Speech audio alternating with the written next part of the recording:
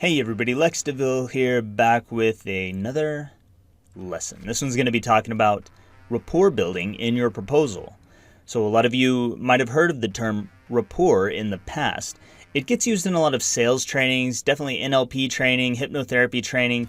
Everyone's always talking about being in rapport, but mainly if you've ever gone on YouTube and you've watched some videos about how to run a sales call or how to cold call people, you are going to hear the word rapport. You're going to hear it over and over and over. So what does it mean? How do we apply it to proposals? Rapport, it just means being in sync with a client. So we'll use the call example for now to kind of give you an idea of what rapport means. It's probably the easiest way to talk about this, but you get on a call with somebody, and let's say you get on a call with your mom. When you get on a call with your mom, you probably, unless you don't like your mom, you just get on the call and you start talking to her.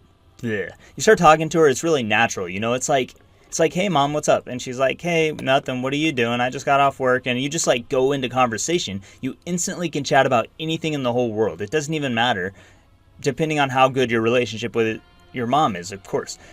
But if you were to get on a call with somebody who is not, you don't know this person or you don't know them very well, then it's a different situation. You don't feel comfortable with them yet. You are not in sync with them. And so you have to get on the same page as them. You have to get on the same wavelength, the same energy, the same sheet of music, whatever you want to call it.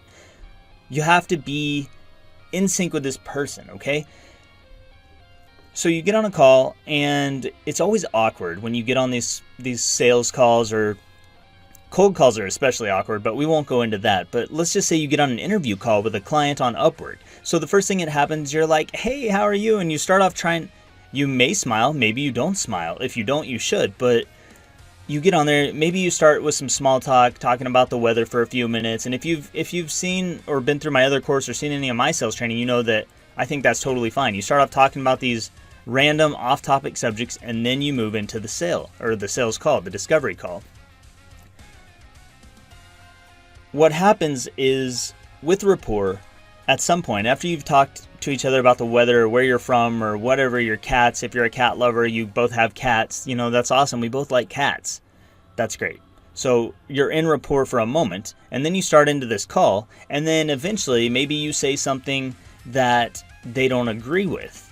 And so you start to get out of rapport. So being in rapport, you can feel it when you're in rapport with someone. It's a good feeling. You feel like the conversation's going well. You feel like they understand you or they get you. You just feel like things are right. When you're out of rapport, something feels off. When you're out of rapport on a call, something starts to feel off. Maybe they're not smiling as much. Maybe they're not shaking their head up and down like this in response to the things you say. They're probably going like this. Maybe not as fast as that. Could be slower.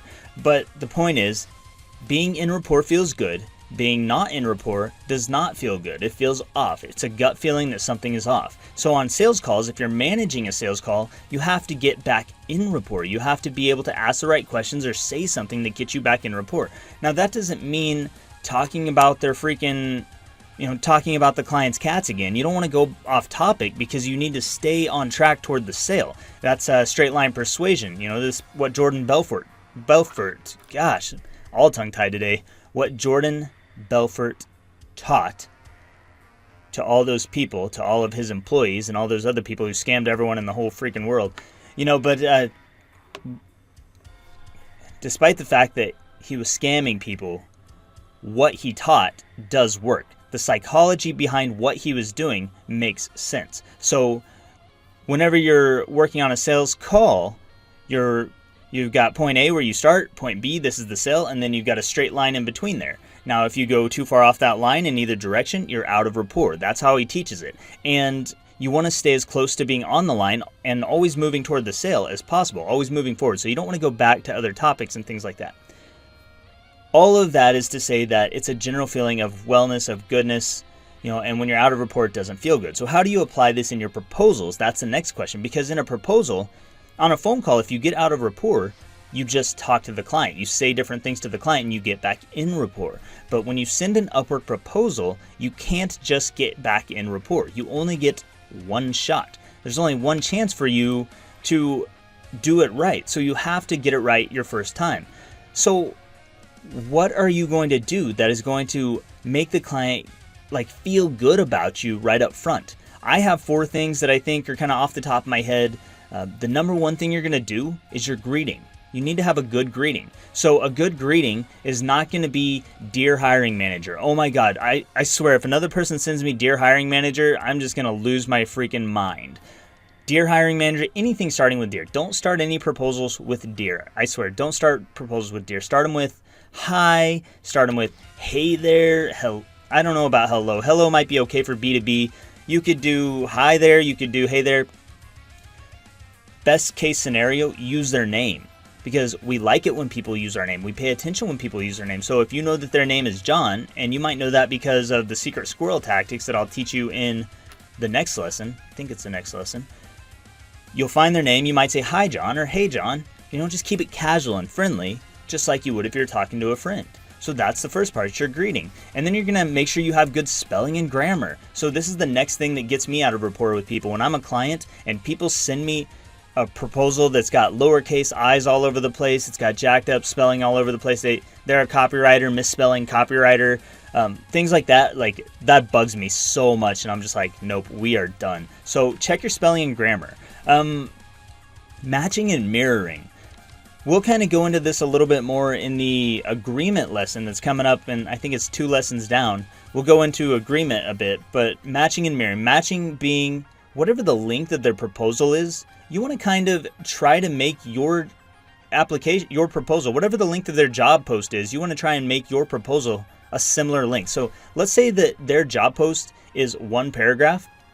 Your proposal should be 1 paragraph, maybe 2 paragraphs max. I wouldn't make it longer. But if their job post is really long, it's like 10 paragraphs, then you can pretty much make yours as long as you want. And I'll kind of explain that a little bit more in the downloadable that's attached to this lesson. But basically what's happening here is when they make a short proposal or they make a short job post, that should tell you that they're not someone who values a whole bunch of details. They don't want to get into the details of this whole thing. They just want you to respond, keep it high level for them. The people who write really long job posts, those people do want you to go in detail. They want you to go into it. They want you to send them everything. They want you to address all their key points. So you will need to write your proposal longer, and that's going to help them to like you. And then mirroring them is going to be kind of using the same words and phrases that they use. So you can just repeat some of that stuff back to them. If they say, "I'm looking for a high profile web designer," you might repeat back to them, "You're looking for a high profile web designer." And you're going to put this right in your proposal. And when you do this, it's going to mirror their own language. They're going to feel like you are like them, and they like that because we like people who are like us.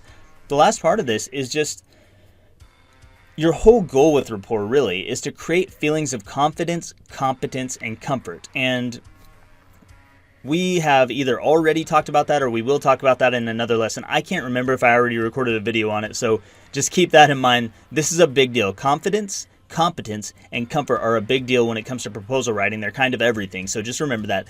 How are you going to create those things? That's what rapport is. It's them being confident in you. It's them being comfortable with you and feeling like you're competent enough to get the job done. Some things you can do that are going to make that happen. You can spend more time on your proposal, making it and crafting it for that person, individually tailoring your proposal for each client. You can leave your phone number in your signature. That's a sign of trust. It's saying, "Hey, I trust you not to freaking spam my phone or sell my information or anything like that. It's there. We can get on a call because I'm a real business owner." You're communicating subconsciously to the client things that are going to help them to get in rapport with you. You could do money back guarantees, or you could do free revision rounds. Things like that are going to help the client feel more safe by giving you their money. They're going to say, "Okay, I've got this money back guarantee, or I get this many revision rounds. So if something goes wrong, we just fix it and we work together to move forward." So those are just some things. I've got more examples in the downloadable again, so make sure you check that out after this lesson. And come back for the next lesson. It's going to be something awesome, and I will see you there.